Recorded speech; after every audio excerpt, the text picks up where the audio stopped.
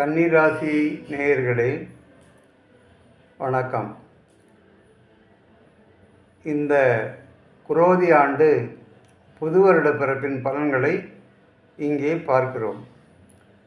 ஆண்டு பலன்கள் என்று வரும்பொழுது வருட பலன்களை நிர்ணயம் செய்கின்ற கோள்கள் 4.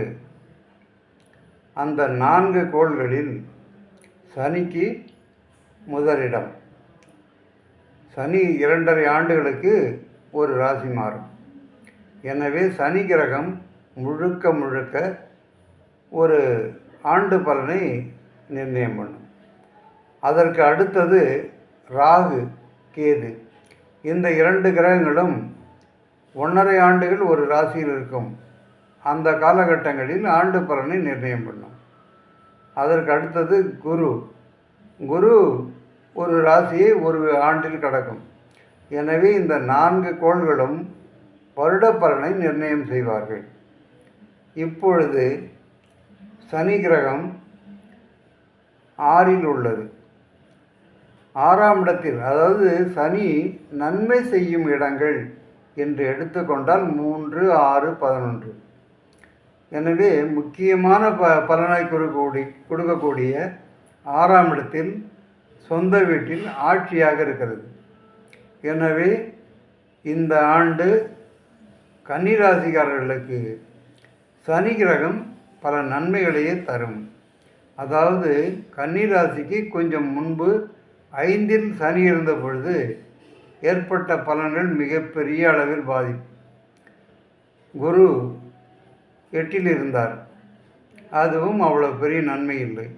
இதுபோல் கொஞ்சம் முன்கூட்டிய காலங்களில் கன்னிராசிக்காரர்களுக்கு பெரிய நற்பலன்கள் அதிகம் ஏற்படவில்லை. ராசியிலேயே கேது, 7, ராகு, இது எல்லாம் அதாவது சரிபாதி கஷ்டங்களைத்தான் கொடுக்கும். பெரும்பாலும் நல்ல பலனை ராகு கேதுகள் லக்னத்திலிருந்து கொடுப்பதில்லை, ராசியிலிருந்து கொடுப்பதில்லை. எனவே கன்னிராசிக்காரர்களை பொறுத்தவரையில் இதுவரையில் சில சிரமங்களை இருந்து மெல்ல வெளியில் வருகின்ற நேரம். அடுத்து சனி கிரகம் 6இல் இருப்பதால் சனி கிரகம் முழு பக்கபலமாக அமைந்துவிட்டது. அதற்கு அடுத்து ராகு கேதுகள் இந்த ஆண்டு நல்ல பலனுக்கு பெரிய வாய்ப்புகள் இல்லை. குரு 8இலிருந்து 9க்கு செல்கிறார். 9ஆம் இடத்து குரு என்பது மிகப்பெரிய நன்மை. அதாவது இந்த ஆண்டு பலனில் மிக முக்கிய பலனை அடைகின்ற ராசிகளில் மேஷம், கடகம், கன்னி, விருச்சிகம், மகரம் என்று 5 ராசிகள் முதன்மையான பலன்களை சொல்லப்படுகிறது. அந்த வகையில் கன்னியில் உள்ள கன்னிராசிக்காரர்களுக்கு 9இல் உள்ள குரு மிக நல்ல பலன்களை தரும்.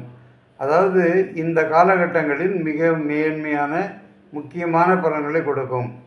அதோடு கன்னியா ராசியை குரு பார்க்கிறது என்பதால் ஏறக்குறைய இதுவரை இருந்து வந்த கஷ்டங்கள் விலகும். ஏனென்றால் 8இல் இருந்தார் குரு. இந்த ஆண்டு அதாவது பெரிய நற்பலன்களை செய்ய முடியவில்லை என்றாலும் இந்த ஆண்டு நற்பலன்களுக்கு முழு வாய்ப்பு கொடுக்கும். அதே போல் ஆண்டின் துவக்கத்தில் சூரியன் ராசிக்கு 8இல் உச்சமடைகிறார். ராசிக்கு 8இல் உச்சமடைகிற சூரியனால் கன்னிராசிக்காரர்களுக்கு நன்மையா என்றால் இல்லை. அதோடு சனி பார்வையில் சூரியன் வருகிறார். அப்போது 8ஆம் இடத்து பலன்கள் எதிர்பாராத அளவுக்கு கஷ்டங்களையே காட்டும். அந்த நிலையில் ராகு, அதாவது சுக்கிரன் 8இல் வந்தால் நல்லது பண்ணும். அடுத்தது செவ்வாய் 8க்கு வரும்பொழுது செவ்வாயாலும் சில கஷ்டங்கள் உண்டு. எனவே ஆண்டின் துவக்கத்தில் கன்னிராசிக்காரர்களுக்கு ஒரு சில எதிர்பாராத செலவினங்கள், கஷ்டங்கள், சிரமங்கள், சமாளிக்க வேண்டிய இடத்தில்தான் இருக்கிறார்கள். அதாவது சனி சமாளிக்க உதவி செய்யும், அதாவது பக்கபலமாக இருந்து சில வசதிகளை செய்து கொடுக்கும், அதாவது வருமானத்துக்கு வழிகாட்டும். ஆனாலும் 8ல் உள்ள சூரியன் சில சிரமங்களையே தரும். இந்த நிலையில் 8ல் உள்ள சூரியன் வைகாசி மாதம் 9ஆம் இடத்துக்கு வரும். 9ஆம் இடத்துக்கு குருவின் இடத்துக்கே வருகிறார். குருவும் சூரியனும் ஒரே வீட்டில் ரிஷபத்தில் வரும்பொழுது குரு அஸ்தமனமாகி விடுகிறார். எனவே சற்று ஏறக்குறைய சித்திரை வைகாசி 2 மாதங்களும் கன்னிராசிக்காரர்களுக்கு மிகப்பெரிய நன்மைகள் ஏற்பட வாய்ப்புகள் இல்லை. அதன் பிறகு வருகின்ற ஆனி மாதம் தொடங்கி ஆனி ஆடி எல்லாம் நற்பலன்களை கொடுக்கும். அதற்கு பிறகு ஆவணி மாதம் ஆட்சி பெறுகிற சூரியன் இருந்தாலும் பெரிய நன்மை, அதாவது 12ல் வருகிற பொழுது நிறைய அலைச்சலும் கொடுக்கும், வருமானமும் கொடுக்கும், வாழ்க்கையும் கொடுக்கும். அந்த வீட்டை சனி வேறு பார்க்கிறார். எனவே ஒரே அடியாக நன்மைதான் செய்யும் என்கிற முடிவுக்கும் வர முடியாது. அதற்கு பிறகு ஏறக்குறைய புரட்டாசி, ஐப்பசி, கார்த்திகை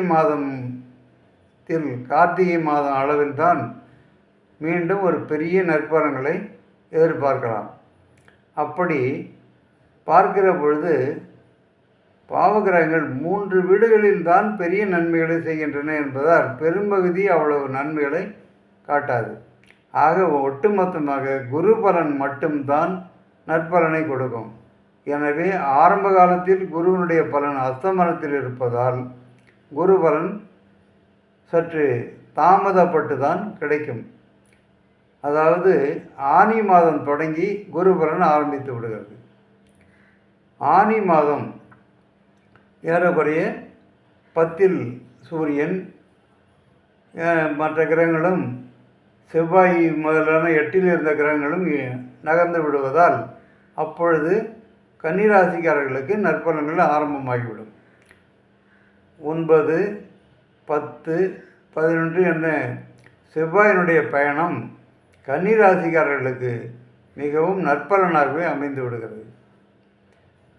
அதன் பிறகு ஆண்டின் பிற்பகுதியான ஐப்பசிக்கு மேல் குரு வக்ரம், செவ்வாய் வக்ரம் என்று ஆகிற பொழுது கிட்டத்தட்ட கடகத்தில், அதாவது கன்னியா ராசிக்கு 11ல் நீண்ட காலம் செவ்வாய் கிரகம் தங்கிவிடுகிறது.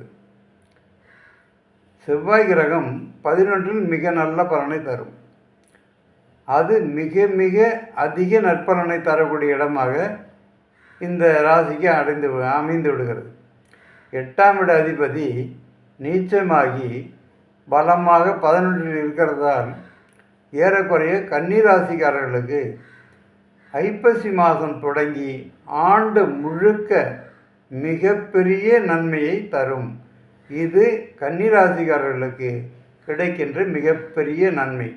குருவும் சரி, சனியும் சரி, மற்ற கிரகங்களும் கட்டுப்பாட்டிலிருந்து ஏறக்குறைய நற்பலன்களை தரும் என்பதால் ஆண்டின் முற்பகுதியான சித்திரை வைகாசி மாதம் தவிர பிறகு ஓரளவுக்கு நன்மையும், மற்ற கிரகங்களால் குருவால் செவ்வாயால் நன்மையும், அதன் பிறகு ஆண்டின் இறுதி பகுதி ஐப்பசி மாதத்திற்கு மேல் கடகத்தில் செவ்வாய் கிரகம் பலமாக வக்ரமடைந்து 11ல் நிற்பதால் ஏறக்குறைய மிக நல்ல பலன்களையே தரும். அது மிகப்பெரிய அதிர்ஷ்டமான காலம். ஏறக்குறைய கன்னிராசிக்காரர்கள் இந்த வாய்ப்பை நன்கு பயன்படுத்தி கொண்டு வாழ்க்கையில் முன்னேற வேண்டும் என்பதுதான் இந்த முக்கிய பலன். எனவே கன்னிராசிக்காரர்கள் ஆண்டு முழுக்கவும், அதாவது முன்னாடி உள்ள 2 மாதம் தவிர மீதி மாதங்கள் எல்லாம் கூடிய வரையில் நற்பலன்களையே பார்க்கலாம். கன்னிராசிக்காரர்களை பொறுத்தவரையில் இந்த ஆண்டு ஒரு முன்னேற்றமான ஆண்டு. சில ஆண்டுகளுக்கு பிறகு இதுதான் ஒரு அரிய வாய்ப்பு. நல்ல பலன்களை பார்க்கலாம். நன்றி, வணக்கம். திருமழிசை அறிவியல் ஜோதிட நிலையம், ஜோதிட குரு சு. சம்பையா. நன்றி, வணக்கம்.